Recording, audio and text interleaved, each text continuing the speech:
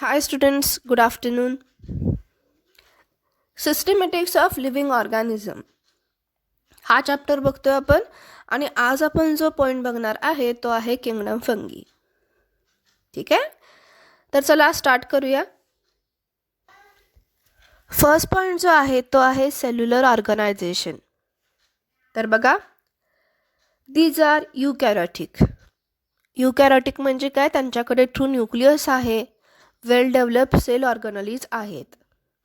For example मायट्रोकॉन्ड्रिया आहे, Golgi complex, endoplasmic रेक्टिक्युलम यांसारख्या advance sale organelles त्यांच्याकडे आहेत. Means they are eukaryotic. Next one thing, many species are unicellular also and multicellular also. ठीक आहे, unicellular species कोणत्या? Yeast, rhizopus ह्या कशा आहेत? युनिसेल्युलर आहेत. आणि मल्टीसेल्युलर कोणत्या? तर मशरूम कसं आहे? हायर फंगी आहे आणि त्याच्याकडे कॉम्पॅक्ट सेल्युलर मास असतं. So they are multicellular. आता लोकेशन बघूया, कुठे ते राहतात, त्यांचं हॅबिटॅट बघूया. They are found in humid and warm condition or environment. ठीक आहे, जनरली जिथं टेम्परेचर 30 to 28 डिग्रीच्या आसपास असतं, जिथं वॉटर लेवल जास्त असते, ह्युमिड कंडिशन जास्त असते, अशा ठिकाणी ते चटकन ग्रो होतात. किंवा तुम्ही असं म्हणू शकता तिथे त्यांचा पॉप्युलेशन रेट जो आहे, रिप्रोडक्शन रेट जो आहे तो जास्त असतो. थोडक्यात 29 to 30 डिग्री सेंटीग्रेड टेम्परेचर आणि त्याचबरोबर humid condition is favourable to them. ठीक आहे, नेक्स्ट वन थिंग बघा, इम्पॉर्टंट पॉईंट आहे हा. They show extra cellular digestion. Extra cellular digestion म्हणजे काय बघा, तर जनरली लिव्हिंग ऑर्गॅनिझम काय करतात, तर सेलमध्ये फूड मटेरियल आल्यावर त्यांना डायजेस्ट करतात. कॉम्प्लेक्स फूड मटेरियल ब्रेकडाऊन करतात with the help of enzymes आणि त्यानंतर त्यांचं सिम्पल फॉर्ममध्ये कन्व्हर्जन केलं जातं आणि मग ATP जनरेट केल्या जातात. पण एक्स्ट्रा सेल्युलर डायजेशन ही थोडीशी वेगळी प्रक्रिया आहे. मग इथं काय होतं, तर ज्या सेल मेम्ब्रेन आहे, हा सेल मेम्ब्रेन एन्झाईम सिक्रीट करतो आणि सेलच्या बाहेरच कॉम्प्लेक्स फूड मटेरियल काही प्रमाणात डायजेस्ट केलं जातं आणि ज्या वेळेला त्यांचं सिम्पल फॉर्ममध्ये कन्व्हर्शन होईल त्यावेळेला सेल मेम्ब्रेनकडूनच ते आतमध्ये घेतलं जातं. ठीक आहे, तर अशी जी प्रोसिजर आहे त्याला काय म्हणायचं? Extra cellular digestion. ठीक आहे, the food material or food components are break down chemically into the smaller compound outside the cell. ठीक आहे, आता नेक्स्ट इम्पॉर्टंट कॅरेक्टरिस्टिक बघा. Filamentous fungi consist body called mycelium in which hyphas are present. Hyphae may be with or without septa. They may be uninucleated or multinucleated. आता हा point काय आहे बघा, तर पहिल्यांदा मायसेलियम म्हणजे काय हे मी तुम्हाला दाखवते. तर हा जो पोर्शन तुम्हाला दिसतोय हा आहे मायसेलियम. जनरली ब्रेडवरती किंवा ह्युमिड कंडिशन जिथं असते किंवा लेदरवरती असे मायसेलियम ग्रो झालेले दिसतात. असे कॉटन लाईक फंगी तुम्हाला डेव्हलप झालेली दिसते. तर हे थ्रेड लाईक जो पोर्शन आहे त्यालाच मायसेलियम म्हणतात. म्हणजे काय, the colony of fungal bodies.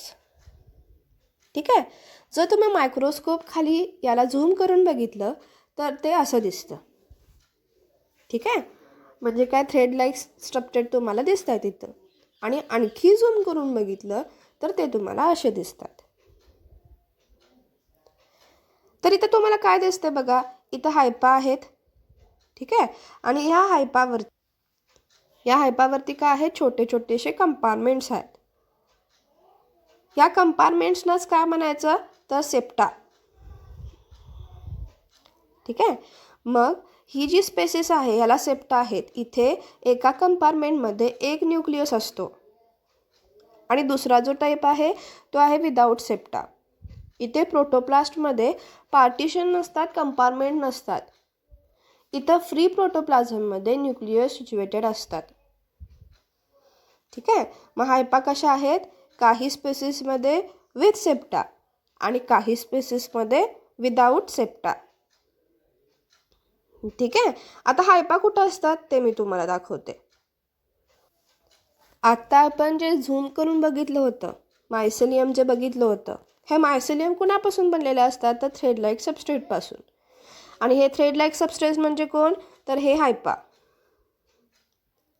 थोडक्यात जिथे फंगल बॉडी ऑर्गॅनिक मॅटरवर अटॅच झालेल्या असतात, असा रूट लाईक पोर्शन जो आहे त्याला काय म्हणतो आपण? हायपा म्हणतो.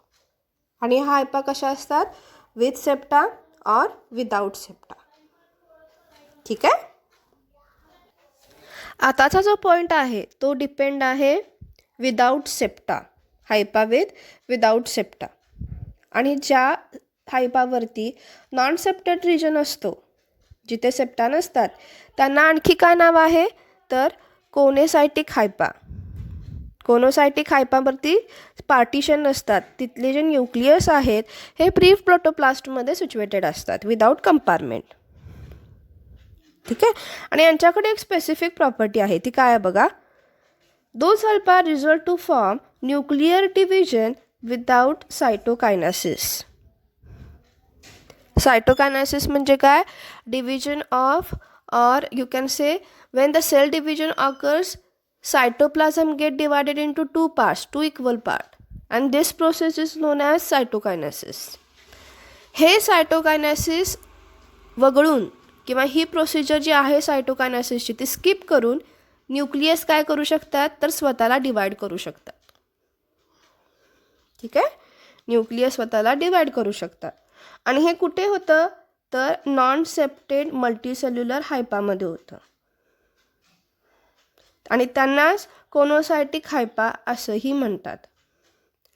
कोनोसायटिक हायपा आणि त्याच्यानंतर नॉन सेप्टेड मल्टीसेल्युलर हायपा या दोघांचं मिनिंग सेमच. आणि यांची विशेष प्रॉपर्टी अशी की those hypha shows nuclear division without cytokinesis. ठीक आहे. नेक्स्ट पॉईंट जो आहे तो सेल वॉलच्या संदर्भात आहे. प्लांटला कशी सेल वॉल असते तशी फंगल सेलला सुद्धा काय असते? सेल वॉल असते. तर ही सेल वॉल कसल्या कंपोनंटपासून बनलेली असते? तर the cell wall is composed of chitin. ठीक आहे. कायटीन म्हणजे काय? तर कॉम्प्लेक्स पॉलिसॅकॅराइड. ठीक आहे. कायटीन हा वर्ड व्यवस्थित लक्षात ठेवायचा. आणखी कंपोनंटपासून काही स्पेसेसमध्ये सेल वॉल दिसून येते आणि तो कंपोनंट म्हणजे कोण? तर fungal cellulose. So you can say that cell wall is made up of either chitin और फंगल सेल्युलोज. आता नेक्स्ट पॉईंट जो आहे तो आहे युजफुल अँड हार्मफुल फंगी. ठीक आहे. तर युजफुल फंगी बघा, मशरूम सगळ्यांना माहिती आहे. जनरली मशरूम आयडियल फूड म्हणून कन्सिडर करतात कारण त्यामध्ये फॅट बॉडी 0 असतात. त्याच्यानंतर प्रोटीन सबस्ट्रेट मिनरल्स जास्त असतात म्हणून त्यांना आपण आयडियल फूड म्हणतो. त्यानंतर अशी कोणती स्पेसिस आहे जी मोस्ट ऑफ ब्रेड फर्मेंटेशनसाठी किंवा बेकरी प्रोडक्टसाठी यूज केली जाते? येस, ती कोण आहे? ईस्ट. म्हणजेच कोण? सॅक्रोमॅयसेस सर्व्हेसी. अशा भरपूर स्पेसिस आहेत, त्या काय आहेत? युजफुल आहेत. पण अशा काही स्पेसिस आहेत ज्या आपल्याला इन्फेक्ट करतात, प्लांट्सला किंवा ॲनिमल्सला इन्फेक्ट करतात. अशा कोणत्या स्पेसिस आहेत? तर पिक्सिनिया. हा काय करतो? डिसीज कॉज करतो. हा ॲनिमलनासुद्धा इन्फेक्ट करू शकतो आणि प्लांट्सनासुद्धा इन्फेक्ट करू शकतो. बऱ्याचशा स्किन डिसीज जे आहेत हे फंगल सेलमुळे जनरेट होतात. ठीक आहे. आता आपण नेक्स्ट लेक्चरमध्ये काय बघायचं आहे? तर टाईप्स ऑफ फंगी. ठीक आहे. तर टाईप्स ऑफ फंगी नेक्स्ट लेक्चरला व्यवस्थित वाचून घ्यायचं आहे. तर चला नेक्स्ट लेक्चरला भेटूया. बाय. जो आहे तो आहे mode of nutrition. The fungi exhibit heterotrophic mode of nutrition